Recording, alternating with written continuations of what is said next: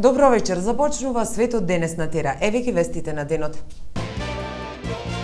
Прво работа во Македонија, а потоа план Б. Пиеме 3 пати повеќе антибиотици од исландјаните.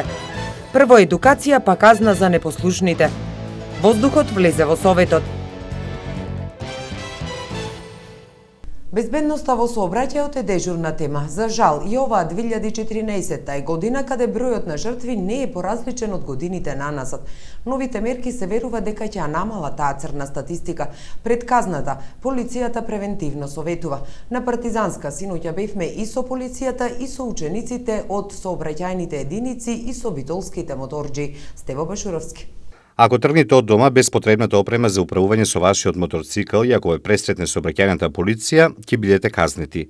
А ако налетате на оваа патрола, ќе бидете едуцирани како да бидете безбедни во сообраќајот, пред се заради самите себе, а потоа и за другите. Возам за 2 месеци скоро. Секојаш со заштитна опрема со шлем и препорачувам на другите возачи на мопеди да носат. Треба многу да се внимава во сообраќајот.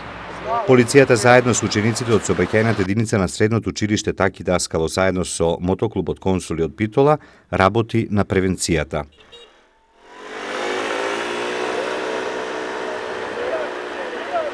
Апелираме да не се тргнува од дома без кацига и заштитна опрема и безбедно возење низ градот. Пошто еве годинава имаме многу случаи на сообраќајки за жал починати лица од сообраќајки од мотори и така. Па мислам дека недоволната едукација на моторџите, возат од мали години, немат посетено некои курсови или да речем обуки, брзото возење и тоа. Дали низ Битола имаме повеќе прекршители или почитувачи на прописите?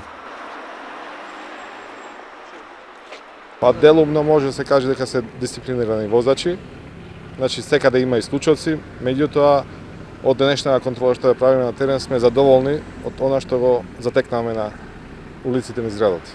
Значи нашите активности се моментално денес, активностите се од втората фаза активности на терен. Значи стопираме возила, учениците училишната сообраќајна единица делат флаери и делиме приврзоци, а додека од мотоклубот Конзули од Битола му појаснуваат на оние возачи кои не носат заштитна опрема, кои не носат заштитни шлемови, му појаснува што значи заштитниот шлем, што значи заштитна опрема за време на управување со мопед или моторцикл. Значи целта ни е сите заедно да се вклучиме за што побезбеден сообраќај и да немаме жртви во сообраќајот. Полицијата, учениците и моторџиите од Конзули сите заедно за поголема безбедност на патиштата и што помалку жртви. И денеска за воздухот, 41 точка на дневниот ред на денешната седница. Воздухот влезе во Општинскиот совет. Точката гласи: предлог за граѓанска иницијатива поднесен од овластен предлагач во врска со квалитетот на амбиенталниот воздух на подрачјето на општина Битола.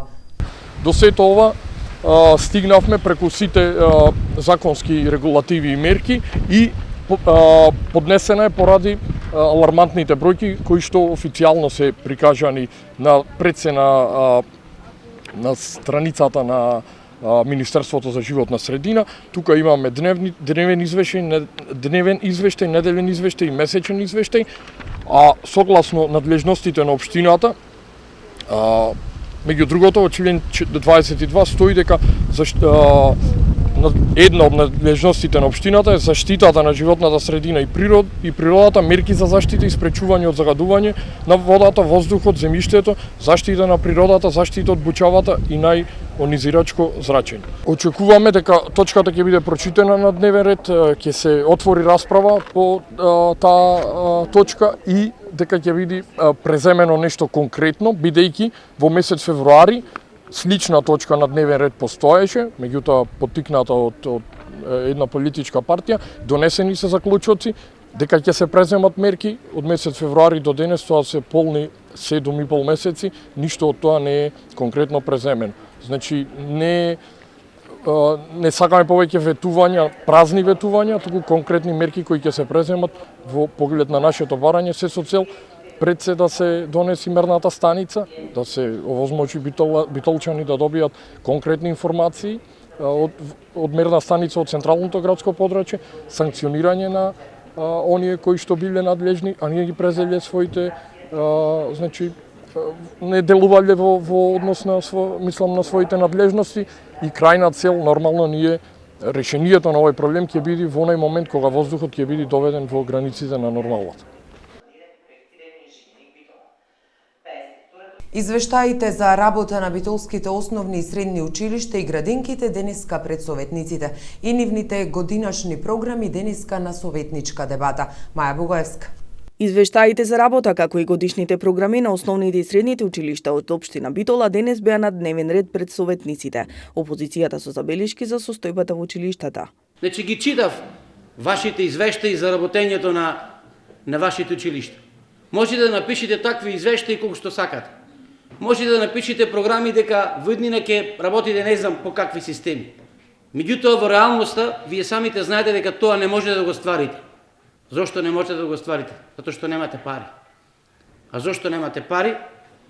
Затоа што вие молчите како непосредни раководители во вашите училишта, а владата на Република Македонија не сака да ви даде средства за развој на образованието, меѓутоа нивниот развој, нивните убавини во образованието се само во скапите реклами. Од владеачкото мнозинство образложија. Годишните програми се темелат на законска одредба на целокупното нејзино планирање и действување. Успехот за реализацијата на годишните програми зависи од вработените во училиштето, од односот на родителите и од поддршката на општествената заедница. Ние како совет сме една алка во целиот тој процес, во кој се овозможува создавање на поволни услови за сестран и слободен развој на личноста на ученикот.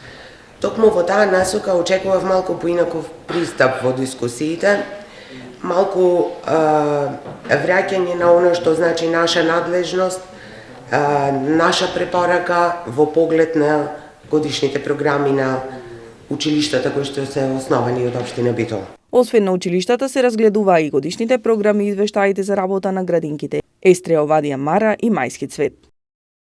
На денешната седница советникот Котевски од НСДП покажа фотографии и праша дали возилото на градоначалникот се паркира непрописно. Ако било така, ќе го казнела полицијата, реагираше Талевски, велејќи дека тоа не е работа на опозицијата. Во однос на паркирањето во градот на градоначалникот Талевски дава прашања дали се сите еднакви пред законот или некој е над законот. Така да, би сакал да го прашувам градоначалникот дали ова неговото приватно возило паркирано несоодветно, дали ова господинот Талевски како влегува во неговото приватно возило исто така несоодветно. Сега, бидејќи тоа не станува збор за однесување како лице, туку станува збор и за однесување како институција, тоа е шема или начин на однесување на оваа власт, дали ова службеното возило на општина Битола со кое што се вози градоначалникот на општина Битола, исто така паркирано непрописно, и дали ова исто така возилото на градоначалникот исто така паркирано непрописно. Значи, дали е тоа моето возило е моја работа, не е ваша работа. Каде паркирам јас е моја работа, ако не паркирам соодветно, значи ќе си платам соодветно казна, како секој граѓанин. Каде паркира нашиот возач, ако паркира несоодветно, ќе биде казнет. А зошто тоа е ваша главна тема? Денеска, кога има 55 точки на дневен ред, за вас е битно да покажете дека и понатаму сте вие едно наследство на еден систем каде што на луѓето не им давате мир. Тоа сакате да го покажете вие. А што ве натера, тоа не знам. Почнавте со паркирањето, почнавте со буџетот, за да завртите пак нова страница и да бидите доследни на вашиот поранешен координатор, кој што уредно зема пратеничка плата, не е пратеник, ако што гледаме не е ни советник. Па сега видете вие кај се наоѓате. Значи, каде и како, што работиме, секој одлучуваме со наша проценка и наша одлука. Така што едноставно мислам дека и понатаму продолжувате да ги злоупотребувате работите и да го оптоварувате и Советот на општина Битола, и медиумите, и граѓаните со вашата потполна заблуда. Пиеме 3 пати повеќе антибиотици од исландјаните. И за други теми покусата пауза. Останете со нас.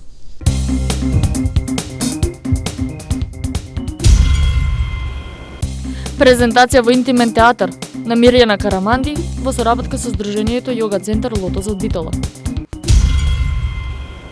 Еден сосема поинаков начин на презентирање на модата, на моделите на Лили Кадинска. Викендов театарското здружение Без маска со нова представа.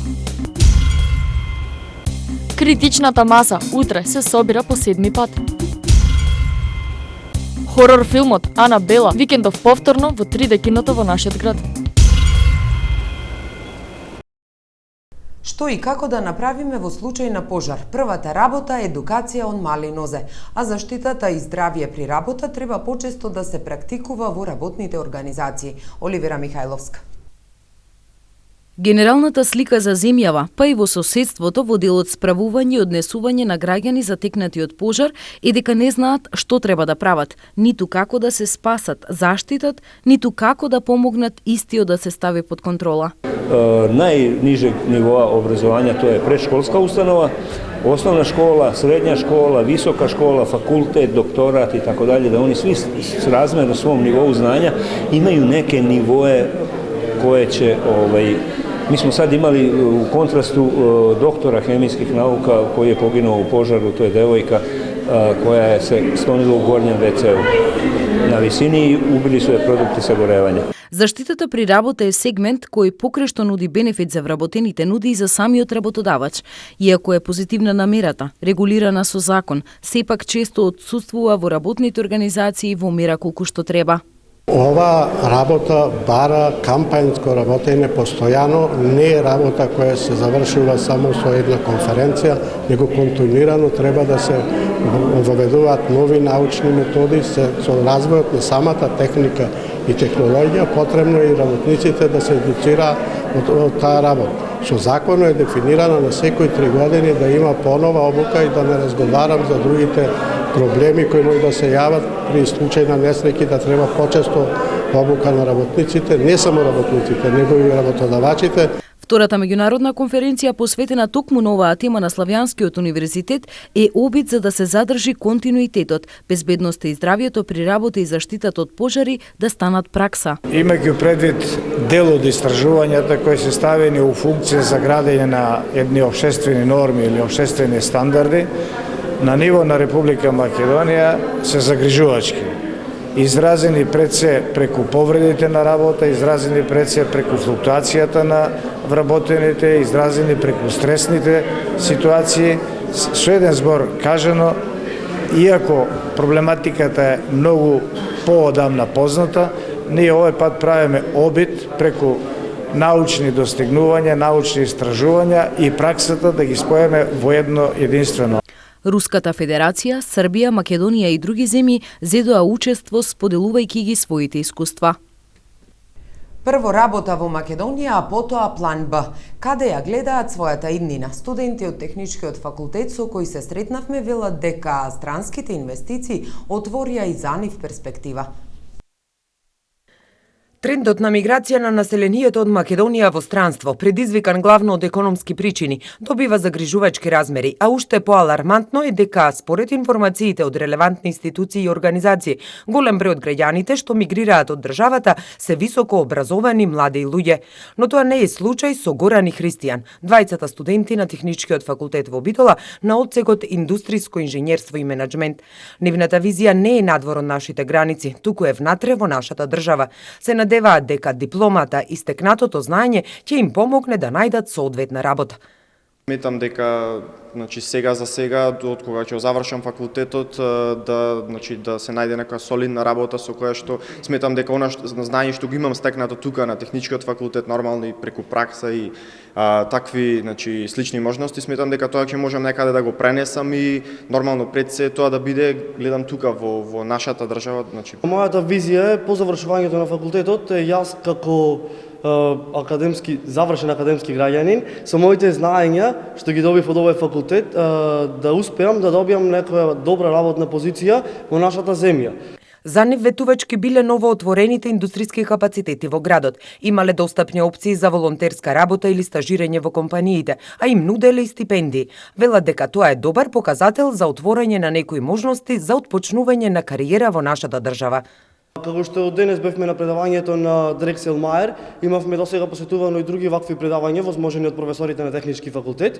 Ни сакат да ни представат како странските инвестиции кои што идат во Македонија ни нудат нас уште додека сме студенти стипендии за како тие да привлечат добар кадар од нашиот факултет и накнадно после завршувањето на факултетот да не придобијат да бидиме нивни вработени. Сметам дека пред се праксата не достига, значи пред како технички факултет, сметам дека праксата е доста битна, не само учење на предмети со теорија, туку и практичниот дел е доста битен. Доколку не им се исполни визијата на овие млади ентузијасти, велат дека имале резервен план. Секој си има своје размислување за тоа дали ќе остане тука или ќе замине во странство. Меѓутоа, како што напоменав и на првото прашање, мислам дека прво би требало тука да се бара некоја солидна работа, како што кажав, па потоа како план Б да се искористи тоа што заминувањето странство. Сите се надеваат и веруваат дека вакви горановци и христијановци ќе имаме повеќе во нашата држава. Инклузијата не е само за хиндекепираните, таа ги вклучува сите различности. Образовната и социјалната инклузија и кохезија денеска тема на конференцијата на Македонското научно друштво. Оливера Михајловска. Колку инклузијата како термин македонците ја препознаваат во вистинска смисла на зборот, имајќи предвид дека истата генерално се карактеризира како вклучување на деца со посебни потреби во нормален образовен процес. Ова актуелна тема Македонското научно друштво ја препозна и по тој повод организираше меѓународна научна конференција на тема Социјална и образовна инклузија и кохезија, теорија, практика и перспективи. Помина времето кога општеството се сметаше дека е еден конгломерат на маси. Не. Денеска сметаме дека општеството е еден конгломерат на индивидуи. Така да секоја индивидуа заслужува своја социјална и посебно образовна инклузија и кохезија. Директните актери во оваа проблематика, наставниците и професорите беа дел од конференцијата. Потреби од посебни програми, методи, техники за вклучување во редовниот образовен процес, туку тоа е инклузија како еден сеопфатен процес, значи вклучување на сите оние кои се различни, нели? Дали тоа е верска различност, дали етничка, дали не знам, сваќање, разбирање и така натаму.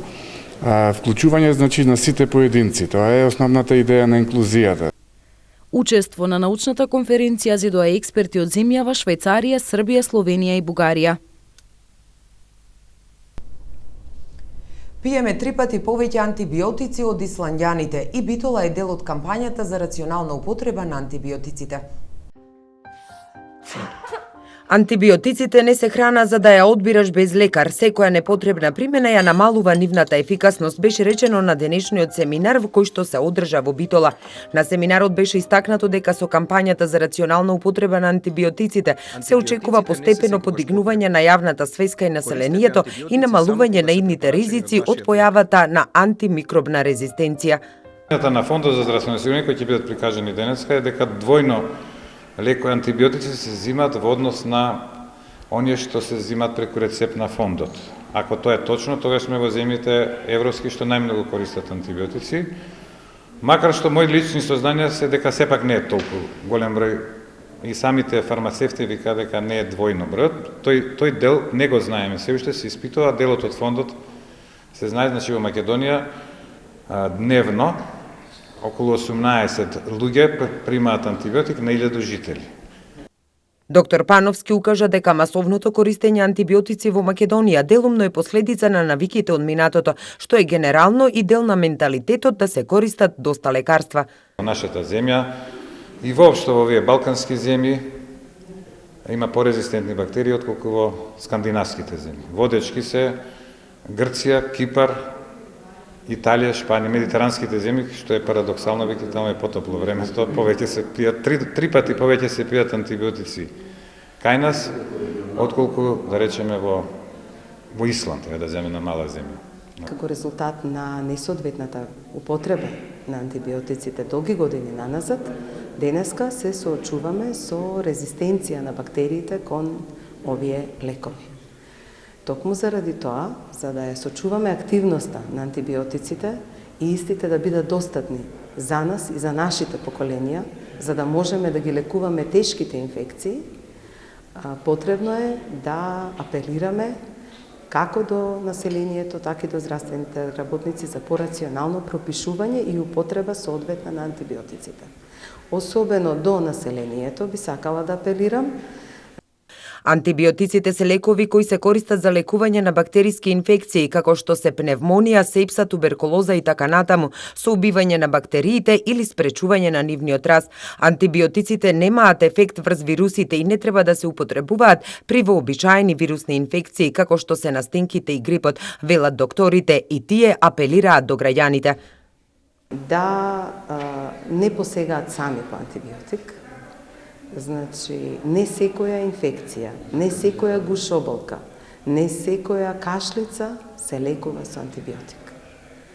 Особено не со некој антибиотик кој што им останал во фиока од некој претходно заболување. Може би симптоматологијата е многу слична, но не е исто. Би препорачала секој пациент да се го консултира својот матичен лекар и по препорака на лекарот да го потреби антибиотикот. Кога имаш течење од нос, солзење, кашлање кога има, обично не се работи за бактерија, се работи за вирус. За жал, за вирусите се уште немаме за тие вируси, за настинка, адекватни лекови кои ќе го убијат вирусот. Туку треба мирување, чаеви, витамини и најважно е секрецијата од носот, особено кај децата, да се евакуира, да се не истрпливост. Значи, никаков антибиотик нема да помогне. Може само штета да направи и на пациентот, а особено ако не направи на пациентот, ако е нетоксичен лекот, ќе направи резистенција, се порезистентни бактерии ќе има во нашата средина и ние Кампањата за рационална употреба на антибиотици и превенција на антимикробна резистенција што се одржа денеска во Битола е во соработка со Институтот за јавно здравје, Институтот за микробиологија и паразитологија при Медицинскиот факултет, Фондот за здравствено осигурување, а со средства од Светската здравствена организација и владата на Кралството Белгија. Ноќта спроти 15 и 16 октомври во Крушевското село Алдинци непознат сторител со употреба на физичка сила извршил тешка кражба во основното училиште Никола Карев, од каде одзел 16 лаптоп компјутери. Полицијата презема мерки за откривање на сторителот. Путин тема број 1 во светот, од Белград замина за Милано. Во Милано тешки разговори за Украина. И за други вести од светот, покусата пауза, останете со нас. Вашето мислење нам ни е важно, затоа што Тера телевизија е на страната на гледачите. Искажете ги вашите ставови на нашиот веб-портал tera.mk. Прашањето за ова недела гласи: како го оценувате предлог законот за безбедност на сообраќајот на патиштата? Многу добар, ригорозен, непотребен. За резултатите од анкетата читајте на tera.mk или гледајте во вестите на Тера телевизија. Разговорите на рускиот председател Владимир Путин со председателот на Украина Петро Порошенко и неколкумина лидери на Европската унија според Кремљ биле полни со недоразбирања. Дипломатскиот блиц напад во врска со Украина, според новинарските агенции, Владимир Путин го почнал цврсто кога синоќа ја ставил германската канцеларка Ангела Меркел да чека на состанокот со него, а потоа влезе на средината на вечерата со европските и азиските лидери. Путин допатува во Милано од Белград откако србите му приредија долга парада во негова чест. Путин по денешниот состанок со украинскиот председател Петро Порошенко оцени дека тој бил позитивен и добар. Со слична оценка беа и другите учесници на овој состанок, но од друга страна неговиот портпарол Димитри Песков оцени дека на разговорите не дошло до напредок, додавајќи дека тие биле полни со недоразбирања и несогласувања. Иста беше неговата порака и по синоќешната средба на Путин со Меркел, која беше своевидно загревање. Путин ја посети Србија во момент на најзаострени односи меѓу Русија и Западот од завршувањето на студената војна. Неговата посета предизвика голем интерес во регионот, но и меѓу западните земји кои предупредуваат за зголемување на руското влијание на Балканот и бараат од земјите што се определиле за евроатлантскиот пат да ги следат нивните чекори и да воведат економски санкции против Москва. Во мај наредната година заедно ќе ја прославиме 70 годишнината од победата. Од сеј срце им честитам на граѓаните на Белград. Среќен празник, да живее братска Србија, е пораката што Путин од говорница му ја упати на српскиот народ на почетокот од воената парада, која тргна со скокови на подобранците, а потоа маршираше пешадијата. Веќе со недели владее комплетен хаос во Кобане, град на границата на Сирија со Турција, каде што мнозинството жители се курди, а илјадници граѓани се најдоа под обсада и директна закана од џихадистите од Исламската држава. Турската армија од својата страна од границата претежно немо гледа што се случува. Странските воени сили, предводени од Америка, велат дека Кобане не име од стратегиски интерес, а во самиот град се водат улични битки за опстанок. Според последните информации, повеќе од половина од градот наводно е под контрола на радикалните исламисти. Американскиот секретар за одбрана Чак Хейгл во саботата изјави дека ситуацијата таму е опасна, иако тврди дека неколкуте воздушни напади врз позициите на ИСАС на периферијата на градот до одредена мера го запреле нивното напредување. Кинескиот произведувач на лекови Сихуан испратил експериментарен лек за ебола во Африка за кинеските хуманитарни работници и планира таму да изведе клинички тестирања за борба против смртонесната болест, изјавија представници од компанијата. Епидемијата на ебола во Западна Африка досега усмрти повеќе од 4000 луѓе. Волонтерите веќе го добија лекот, а ако се покаже дека помага, може да се користи лекот, додал Хуа Цаика, помошник на генералниот директор на компанијата Сихуан. Кина пратила стотина хуманитарни работници во Африка да помогнат во борбата против епидемијата на ебола и повеќе од 35 милиони долари во вид на медицинска помош во најмногу погодените земји. Дејвид Бекам се приклучи на апелот на УНИЦЕФ и се обрати на јавноста во видео со кој се бара помош за семејствата во Западна Африка кои се погодени од еболата. Лидерот на Хонг Конг, Леунг Чун Јинг, изјави денеска дека е подготвен да почне разговори од другата недела со лидерите на студентите за демократски реформи. Леунг истакна дека официјалните лица преговарале со студентите преку посредници изминатите денови, но дека властите на Хонг Конг сега се подготвени да одржат разговори за реформите. Демонстрантите изразија незадоволство кога властите го откажаа закажаниот состанок со лидерите на студентите минатата недела. Полицијата и сутрината влезе во судир со демонстрантите на улиците на Хонг Конг, меѓутоа не продолжи да ги отстранува барикадите на активистите поради гневот на јавноста, предизвикан по прикажувањето на снимката на која се гледа како полицајци со нозе удираат активисти кои се со лисици на рацете. Добри вести од Apple за сите развивачи на iOS софтвер. Компанијата најави дека следниот месец ќе може да се преземе и користи WatchKit за креирање на апликации за паметниот часовник Apple Watch.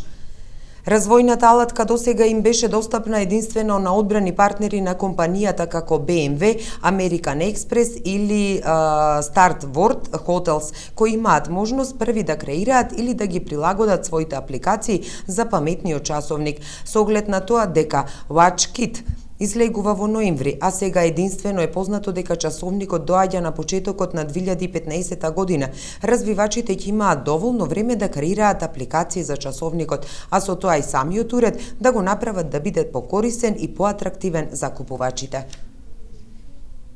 Сега за времето во наредните денови.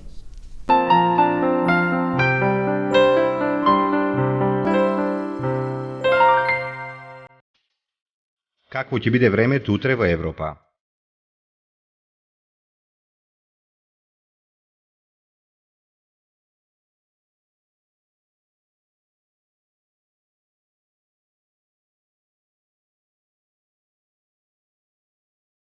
За времето утре на Балканот.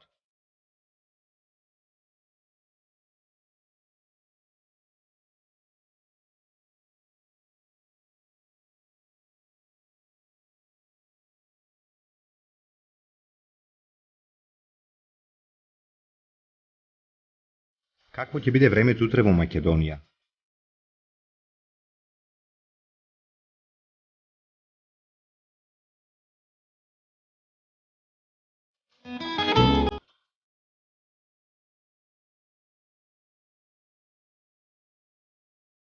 Следува временската прогноза за времето утре во регионот.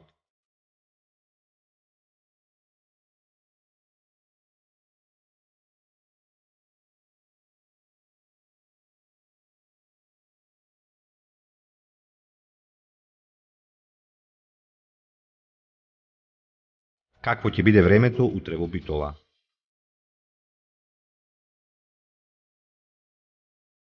Следува временската прогноза за следните денови во Битола. Какво ќе биде утре времето во Ресен? Следува временската прогноза за следните денови во Ресен. Евеа прогнозата за времето утре во Прилеп. Какво ќе биде времето во наредните денови во Прилеп? Какво ќе биде времето утре во Кичево? Следува временската прогноза за следните денови во Кичево.